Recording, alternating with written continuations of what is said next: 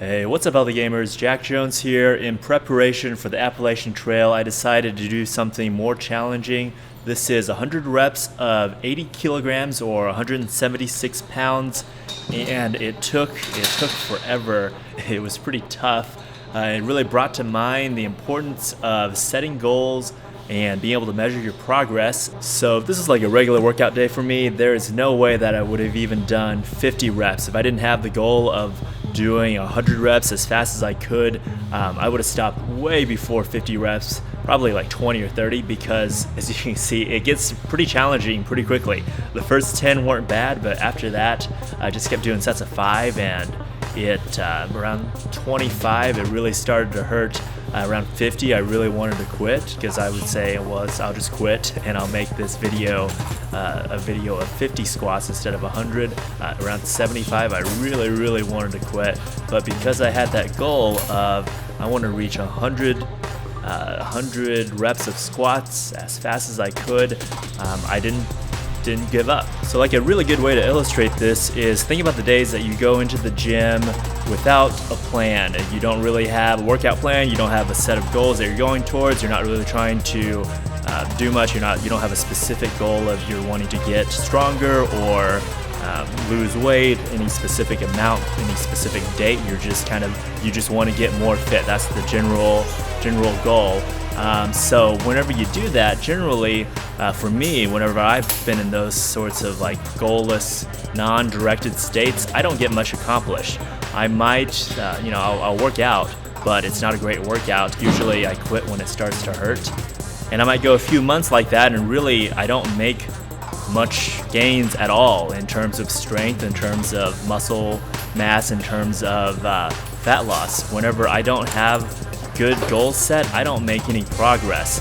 And I would imagine that same thing holds true for you, because we're not pushing ourselves. We're not doing the hard things that we need to do. Whenever it's getting tough and it starts to hurt, we're quitting because we don't have a specific goal in mind that we're trying to reach. So this idea that having goals and being goal directed makes you much more effective in everything you do really applies to life in general. For example, a lot of people want to be successful, but that's a really broad and undefined term. What does being successful mean? Does it mean having a lot of money? Does it mean having good relationships? Does it mean being happy? Without some specific and measurable goals that you can work towards, it's pretty likely that you'll never reach any place in your life that you would consider being successful, because success really is a very long series of actions that you need to take, and it's not just one state that you need to get to. And also in life, it's just a lot more difficult to set good goals and measure those. It's not as simple as I'm going to go in the gym and do 100 reps of squats. If it were that simple, probably reaching success would be much easier. And that's why I think it's really important to seek out mentors and to just read and learn from others who have done the same things that you want to do. So if you want to become a really great programmer, you need to seek out other programmers who have achieved the kinds of, however you define success, seek out people like that, talk to them, ask them, what are good goals that I should be setting? What's something realistic that I could work towards this year so that eventually I will be at a place similar to where you're at. And again, I want to emphasize the point that having goals that you can measure your progress against are really important. For example, in this squat thing of doing 100 reps of squats, I knew exactly where I stood. I knew that once I hit 50, I only had to do 50 more.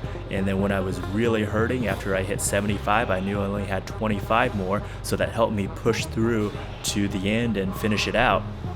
So I've read something about sales recently, and it was really interesting. It said the most successful salespeople were the ones who got rejected on average 5 times by the same person or business before they made their sale. So they went to that place 5 times, got told no, and then on the 6th time, on average, they made that sale. And then they pointed out the fact that most salespeople will only contact someone 2 or 3 times before they give up, and if they had just kept going to that 4th, 5th, 6th call, then their chances of making a lot more sales, making a lot more money would have increased exponentially. And so now imagine that you're a salesperson and you came across this research study and you applied it. You said, I'm going to not give up on a client until I've talked to them at least 8 times over the course of, say, 2 years.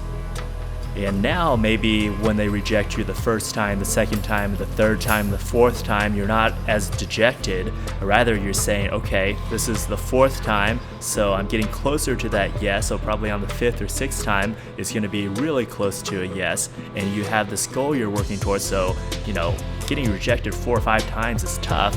But if you know that on the 6th or 7th time, you have a really high chance of making that sale, you're going to be much more likely to push through and make the sale. I really do find a lot of value in being able to measure my goals and see how I'm doing in relation to where I want to be. For example, I got this app on my phone called Insight Timer, and it's really cool. It keeps track of your meditation. It has a bunch of different bells you can put in. You can set your timer for however long you want. You can see that you've meditated with other people around the world. And I didn't intend to get the timer to use it as a tool to kind of track how long I've been sitting, but I noticed that it was tracking it, and it was really cool. I saw, hey, I've sat for 4 hours this week, and then naturally I wanted to, okay, so I sat for 4 hours last week. Let me see if I can sit for 4.5 hours this week, and it keeps track of your average sit time. And I was doing 30-minute sits, and then a friend got me into doing some hour-long sits, and I noticed that my sit time was increasing, and that was a good motivational boost for me. It's like, oh wow, I've been averaging 45 minutes each meditation session. And so just little things like that seem to, on the surface, seem so stupid, can really help you push through the challenging parts of starting a meditation routine or starting a fitness routine, and really help you get better progress. So let's bring this back around to fitness. This is why I think having a set workout plan that you follow every day is about the most important thing you can do to ensure that you are actually successful in achieving your fitness goals. And it really doesn't matter what plan you use. There's a saying like any workout plan will work, but no workout plan will work forever. And that's very true, because your body will adapt to different systems. You'll need to change up your rep schemes and all that. But any one system that has you doing things that's incrementally increasing every week, you will see results. You'll see much better results by following a plan, because it's giving you a goal which generally should be challenging to you, as opposed to going into the gym and just doing whatever you want randomly and ending up not really pushing yourself and then not seeing results. Because you can do that. You can spend half an hour in the gym, like all the people that sit there on their ellipticals and they're reading their magazine. They might as well have not gone. I mean, sure, they got a little more blood flow, they burned some calories, but really, they're not going to see much of a change at all in their body from half an hour on an elliptical.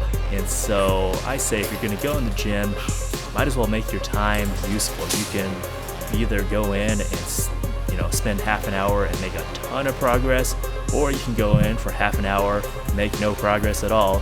You've still lost that half an hour, so might as well make great progress. Well, that's all I have. Thanks for watching, guys. If you want to skip to the end to see the time, if you want to do the challenge yourself, I would love to see what kind of times other people are getting. It wasn't as tough as the time I did 225 for 100 reps. That one, actually, I think I injured my hip flexor, so I didn't want to do that again. But this was a really good challenge. I think 175 was kind of the perfect weight to do this. It's not too heavy, but it's also not light either for 100 reps. So good luck, everybody. Thanks for watching. Have a good day.